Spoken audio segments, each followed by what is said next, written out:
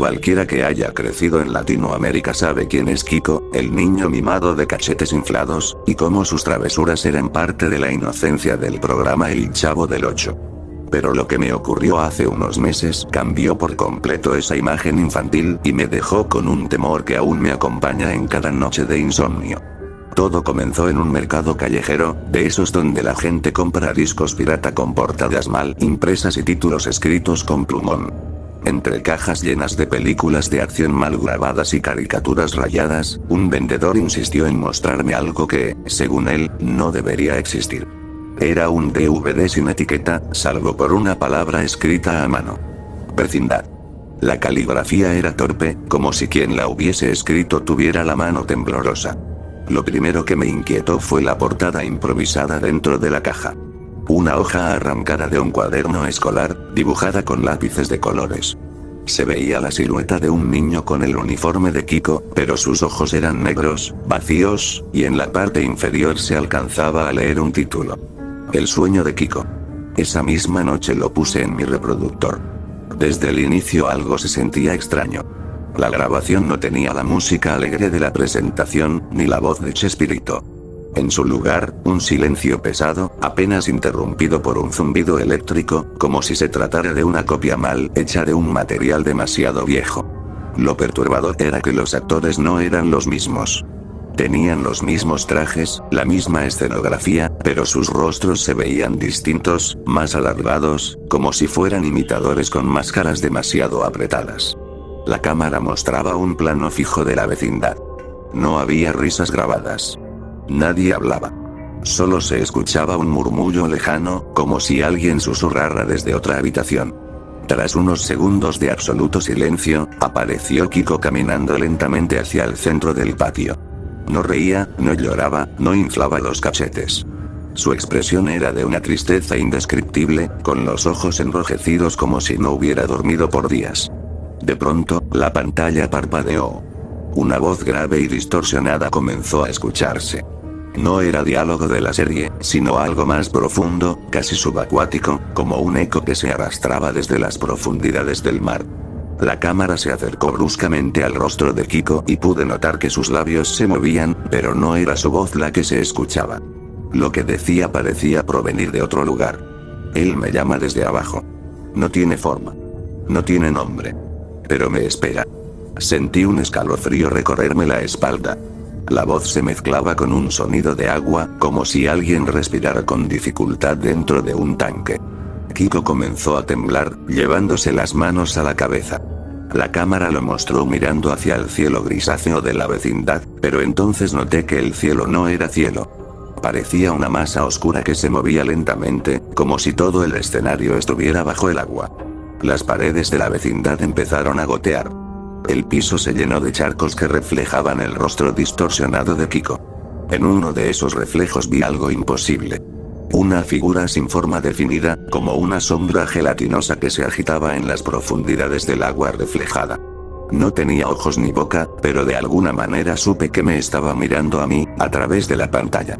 El murmullo aumentó, convirtiéndose en un coro de voces ahogadas. Kiko cayó de rodillas, llorando, mientras repetía entre sollozos: "No quiero volver a soñar. No quiero verlo otra vez". En ese momento la pantalla se congeló por unos segundos, mostrando la cara de Kiko totalmente desencajada, con lágrimas negras que descendían por su rostro. Luego, la imagen se oscureció y el DVD regresó al menú principal, sin opción de reproducir más episodios. Me quedé en silencio, paralizado frente a la pantalla. Pero lo peor estaba por venir, porque el DVD no contenía un solo episodio, sino 3. Y aunque quise detenerme ahí, la curiosidad enfermiza me obligó a seguir. La segunda vez que coloqué el DVD, algo extraño sucedió. El menú ya no era el mismo. El fondo blanco se había transformado en una imagen distorsionada de la vecindad, como si estuviera abandonada y cubierta de moho. Las paredes estaban agrietadas, las ventanas tapiadas y el barril del Chavo parecía flotar a la deriva en un charco turbio. No había opciones visibles, solo un cursor que se movía solo hasta señalar continuar. La pantalla se fundió a negro y, tras unos segundos, comenzó el segundo episodio. Esta vez, la cámara enfocaba el interior de la casa de Kiko. El lugar estaba en penumbras, con una luz verdosa que se filtraba desde una ventana inexistente.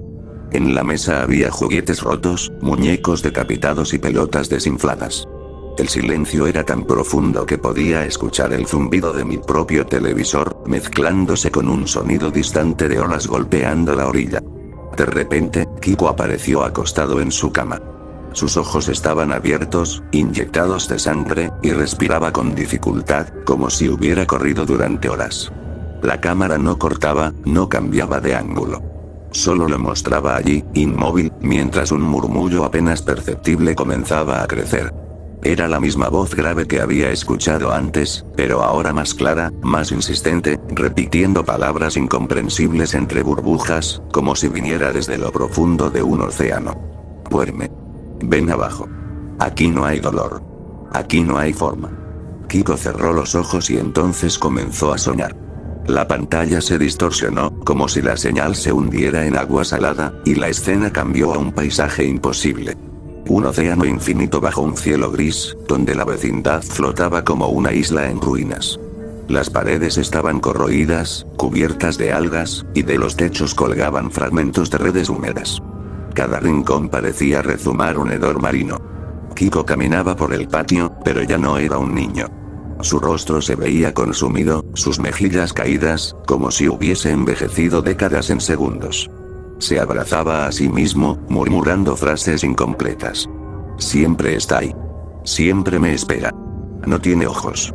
No necesita.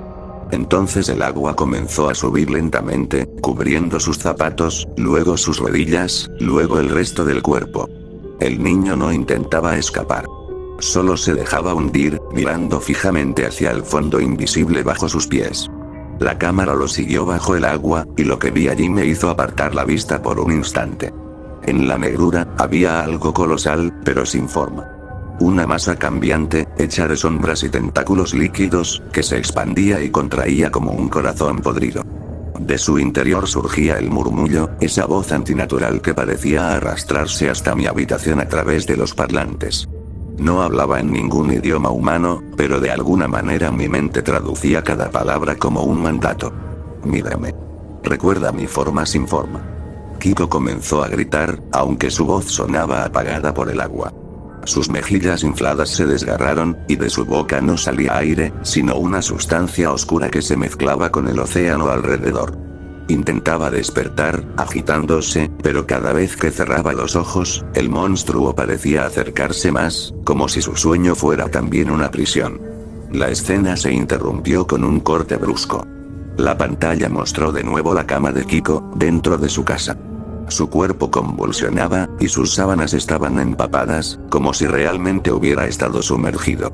La cámara hizo un lento acercamiento a su rostro. Sus ojos se abrieron de golpe, pero no eran humanos. Eran completamente negros, brillantes como la superficie del agua en la noche. En ese instante, escuché un sonido detrás de mí. Era un goteo. Giré la cabeza y vi que en el piso de mi sala había un charco de agua que no estaba allí antes. El televisor seguía reproduciendo la escena, pero cada golpe de ola dentro del episodio parecía sincronizarse con una gota que caía en mi realidad. El episodio terminó abruptamente con una frase escrita en pantalla, en letras blancas sobre fondo negro. Aún falta el final. Él debe mostrarse. El menú reapareció, y esta vez había una nueva opción. Último sueño. La opción último sueño parpadeaba sola en el menú, como si el disco supiera que no me atrevería a seleccionarla voluntariamente. No lo hice yo. El cursor se movió por sí mismo y activó la reproducción. La pantalla quedó en negro durante casi un minuto entero. Podía escuchar únicamente un murmullo lejano, como viento soplando bajo el mar. Pensé que el disco estaba dañado, pero entonces un estruendo grave, parecido al rugido de un barco hundiéndose, llenó la habitación y la imagen apareció de golpe. Era la vecindad, pero ya no era la misma.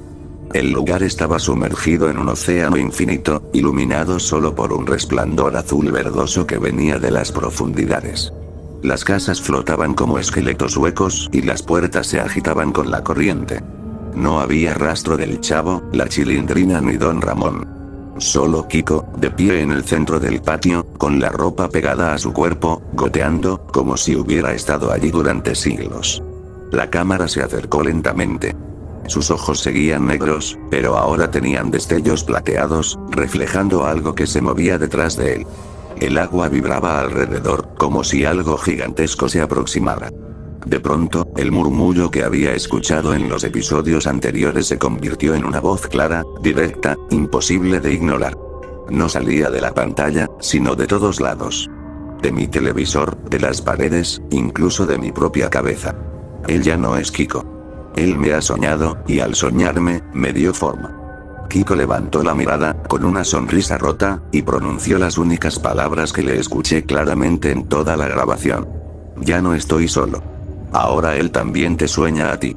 La cámara giró hacia el patio inundado, mostrando la superficie del agua. Lo que vi allí me heló la sangre. Un reflejo distinto al de la vecindad. No era lo que debía mostrar el agua, sino mi propia sala, con mi televisor encendido. Y dentro del reflejo, detrás de mí, se movía la misma masa amorfa que había visto en el sueño de Kiko. Sentí que no podía respirar. Apagué el televisor de inmediato, pero la pantalla no se apagó. La imagen continuaba allí, como si la electricidad no fuera necesaria para alimentarla. El agua del reflejo comenzó a filtrarse hacia afuera, y mi alfombra empezó a empaparse bajo mis pies. La grabación llegó a su clímax. El monstruo finalmente emergió en escena. Una sombra colosal, sin contornos definidos, hecha de agua y oscuridad. Su tamaño era tan descomunal que ni siquiera cabía en la toma. Solo se veían partes de él. Un tentáculo líquido, una boca que no era boca, una mirada inexistente pero sofocante. Cada movimiento suyo hacía retumbar el televisor como un tambor submarino. Kiko se arrodilló, elevando las manos como si rezara. En ese momento, su rostro comenzó a disolverse, convirtiéndose en agua que se unió a la criatura. Entre gritos ahogados, su cuerpo entero se fragmentó en miles de gotas, hasta que desapareció completamente. La voz habló por última vez, con un eco interminable. Ya no hay barreras. Quien vea, me trae. Quien recuerde, me guarda. La pantalla se fue a negro. Esta vez no hubo menú. El disco expulsó solo, como si ya no tuviera nada más que mostrar. Pero cuando lo revisé, la superficie del DVD estaba completamente limpia, como si jamás se hubiera grabado nada en él. No sé por qué no lo destruí. Tal vez porque parte de mí teme que, si lo hago, la cosa que estaba dentro encuentre otra forma de manifestarse. Desde aquella noche, he visto charcos inexplicables en mi cuarto, incluso cuando no ha llovido. A veces despierto empapado, con sabor a sal en la boca. Y lo peor es que sé que no soy el único. Hace unas semanas, encontré en un foro oculto de internet a otras personas que describían el mismo disco, comprado en distintos mercados de diferentes ciudades. Todos contaban lo mismo. 3 episodios, Kiko, y la aparición de ese ser sin forma que se filtra en los sueños. Algunos aseguraban haber subido fragmentos a la red, pero los vídeos desaparecen en cuestión de horas, como si alguien los borrara deliberadamente. La última publicación que leí tenía un enlace de descarga, pero al intentar abrirlo, solo apareció un mensaje en letras blancas sobre fondo negro. El sueño de Kiko no termina. Él ya te está viendo.